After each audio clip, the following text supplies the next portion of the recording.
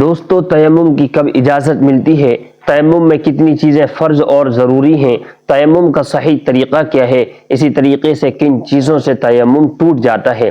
ان ساری چیزوں کی تفصیل انشاءاللہ تعالی آج ہم سننے جا رہے ہیں۔ آپ اخیر تک پوری توجہ اور دھیان کے ساتھ سنتے رہیے، انشاءاللہ تعالی بڑا فائدہ ہوگا۔ تو دوستو بہت سے لوگ یہ کہہ کر نماز چھوڑ دیتے ہیں کہ وہ پانی کو بدن پر نہیں لگا سکتے، اس سے ان کی تکلیف بڑھ سکتی ہے، اس سے ان کو الرجی ہے یا کسی بھی بیماری میں وہ مبتلا ہو سکتے ہیں۔ تو ایسے لوگ صرف اتنا کہہ دینے سے نماز نہیں چھوڑ سکتے، اس لیے کہ شریعت مطہرہ نے تیمم کی اجازت مرحمت فرمائی ہے۔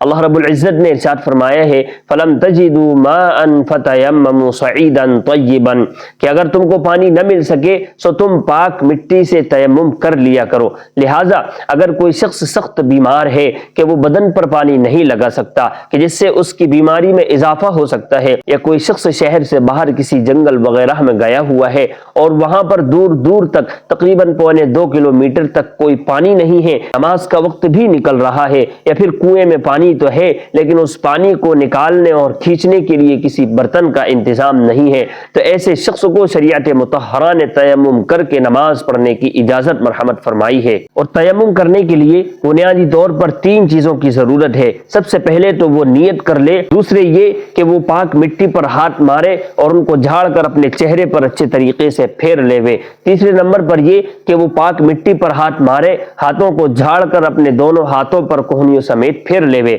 اس طریقے سے اس کا تیمم مکمل ہو جاوے گا۔ اس کا مکمل اور سنت طریقہ یہ ہے کہ سب سے پہلے بسم اللہ الرحمن الرحیم پڑھے، پھر نیت کر لے۔ نیت ویسے تو یہ دل کے ارادے کا نام ہے، زبان سے اگر کہنا چاہیں تو اس طریقے سے کہہ سکتے ہیں کہ میں ناپاکی کو دور کرنے اور نماز کے درست ہونے کے لیے تیمم کر رہا ہوں۔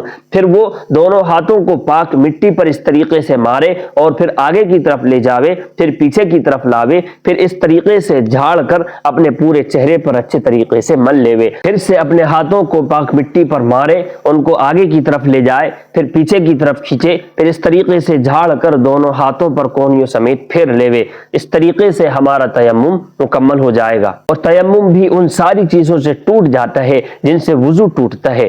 اس کے علاوہ اگر کوئی شخص جو تیمم کر رہا تھا وہ پانی کے استعمال کرنے پر قادر ہو جاوے، یا جس شخص کو پانی ابھی تک نہیں مل رہا تھا اس کو پانی مل جاوے، تو اس سے بھی اس کا تیمم ٹوٹ جائے گا۔ امید ہے کہ آپ کو پورا مسئلہ صحیح طریقے سے سمجھ میں آیا ہوگا۔ اس کو شیئر کیجئے، لائک کیجئے، کچھ سمجھ میں نہ آئے تو کمنٹ باکس میں ضرور سوال کیجئے۔ جزاکم اللہ خیرا و احسن الجزاء۔ السلام علیکم ورحمۃ اللہ وبرکاتہ۔